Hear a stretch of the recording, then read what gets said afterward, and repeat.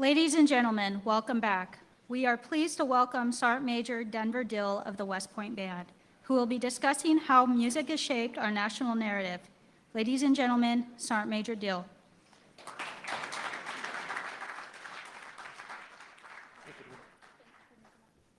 Well, good afternoon, everybody. It's my pleasure to be here today. To Cyber, thank you for inviting me. I hope to provide you with 15 minutes of very interesting and yet entertaining information, all of which I hope is true because I know this will be put on the internet for the rest of my life. So I am the Army Music Analytics Team Leader, and I think if my slides come up, you can read what that means. What it is it's a group that is in place to describe the efforts and the effects that Army Music Program has, and we do that to various leadership throughout the United States Army. Recently, we had to come up with mathematical representations and kind of traditional ORSA work to explain who, where, how, why we were operating. And what you see up on the top here is a weighted scoring model that the Office of the Assistant Secretary of Defense Public Affairs had issued to all military bands. Now, it was actually much more simple than what you see here. It's just the Army decided we were going to do it and do it the best. And that has been verified. And so we, this past July, submitted those results. Additionally, because I'm at West Point, and we skipped ahead 2 slides, it's okay, we do research. And so we started a West Point Music Research Center, and I thought you guys might enjoy hearing where those 2 lines cross. So here's a picture of a research project we did teaming up with the Department of Mathematics and the Nielsen Corporation. So this morning when I heard the talk about information warfare, and we had the gentleman from the ad agency, I know exactly what you're talking about. You're speaking my language, and I love it. We take them down, and under the guises of using mathematical game theory to, and I assume this room is very familiar with that, talk about competition for people's attention in the purchase space of broadcast media. Frequently, I'm briefing band people, and so I need a slide that helps explain different types of analysis available. That's what this is here. So we could have looked at it through an optimization problem. We could have looked at it through statistical analysis, but we used mathematical game theory because you can only listen to one thing at a time well, or watch one thing on television at a time well. Some senior executives at Nielsen, former service members, welcomed us in, and you can see a picture of us visiting them down in downtown New York. And what you see here is us learning about their various technologies that they use to track and describe their audiences. So in that virtual living room, there are retinal scanners to see if you are actually watching. If you sign up for this privilege, right? You become a Nielsen family member, and then there are different degrees of that as well. So did you actually see that commercial that some corporation paid for? Army bands appear frequently on television broadcasts, everything from the Super Bowl to Veterans Day parades to television talk shows. And our ability to describe that effect, well, we've been rewarded for being able to do that. Let's see if I get this click. Here we go. Here's some of the example outputs that these cadets, they chose to do. And you're going to look and see a lot of social media analysis because at this time, this was 2017, that's what everybody was talking about. That's what they really want to describe. So here's some classification for effectiveness based upon photos in a Facebook feed. Okay, interesting. Here's another one that's like neglected geographical areas. So Army bands stationed all over the United States, how do you optimize reaching the most number of audiences?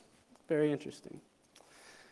Well, this effort of national identity and describing and interacting with the public has been going on for a very long time, and I listened to our guest speakers this morning navigate offices like the Office of Wartime Information and the United States Agency for Global Media. I heard those, you've navigated them brilliantly. I've been working with the history department making timelines of that information, and so I was sitting there fact-checking everything that was going on. After World War II, it became imperative that we established a national identity that was different from our counterparts. So even back then, it was, we didn't want Russian music or German music. We needed to have purely American music.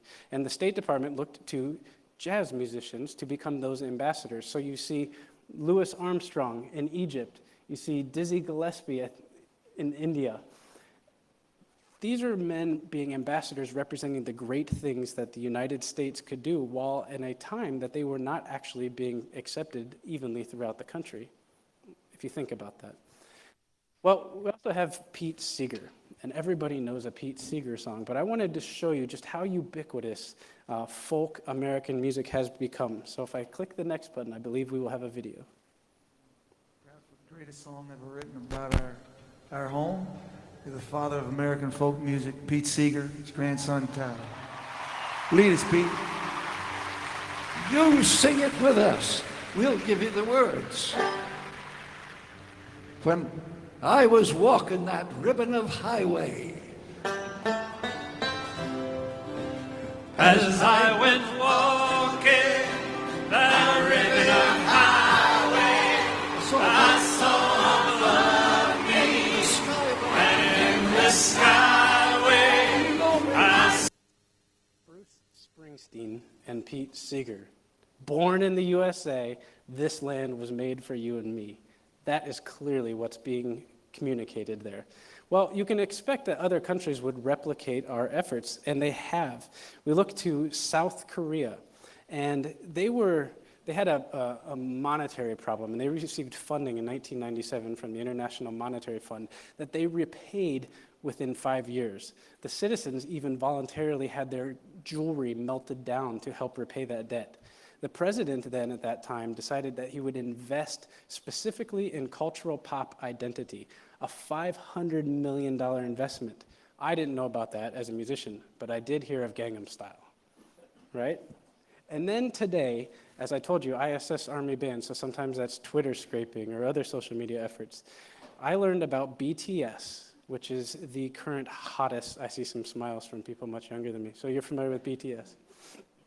If you go into Twitter and you search Army bands, because I'm looking for our group, you get BTS, because they have taken all of their culture and established these other ways of working to voting them up into popularity. So BTS Army, BTS Views, and BTS Voting Team.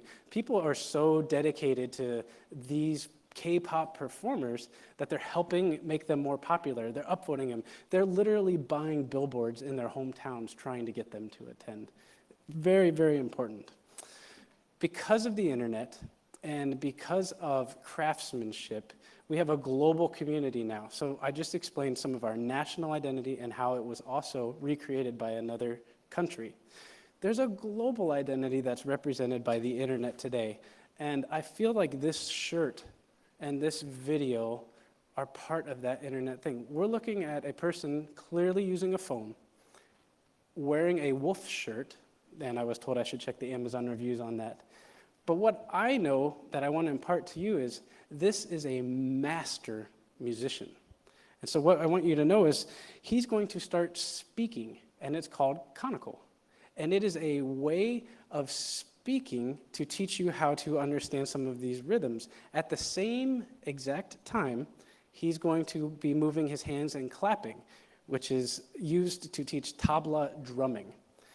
So let me put this out here. You're going to hear language and sound, and I'm not yet going to call it music. So let's see if we can have a good experience here. Ka, di, gi, na, tum.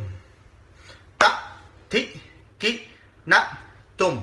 Ta, ti, ki, na, tum. Ta, ti, ki, na, to, ta, ti, ki, na, to, ta, ti, ki, na, tum. Ta, ti, ki, na, tum. Ta, ti, ki, na, tum.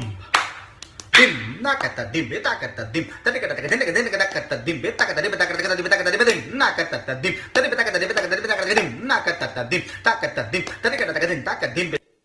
Incredibly complex, right?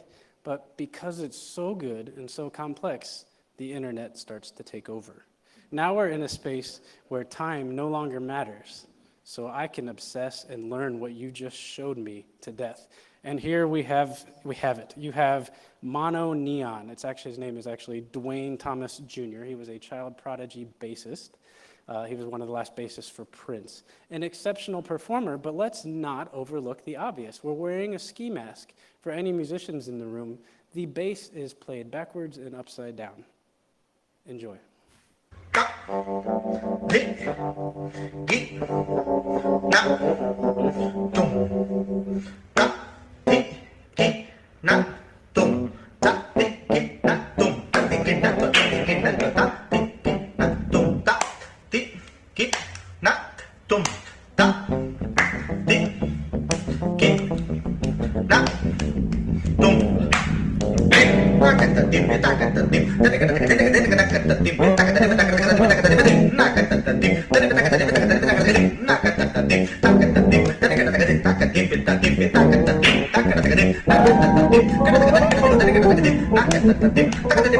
But wait, there's more.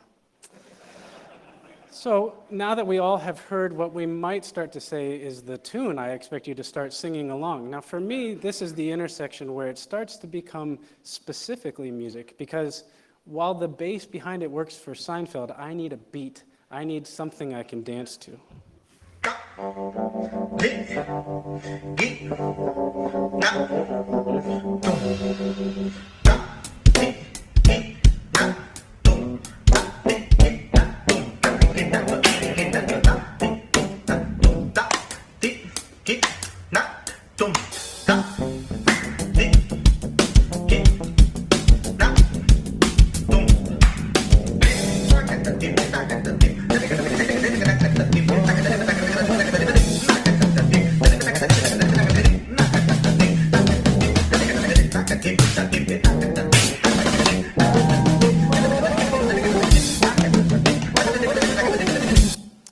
I didn't hear much singing, but I would like to emphasize this point before I play you my final video.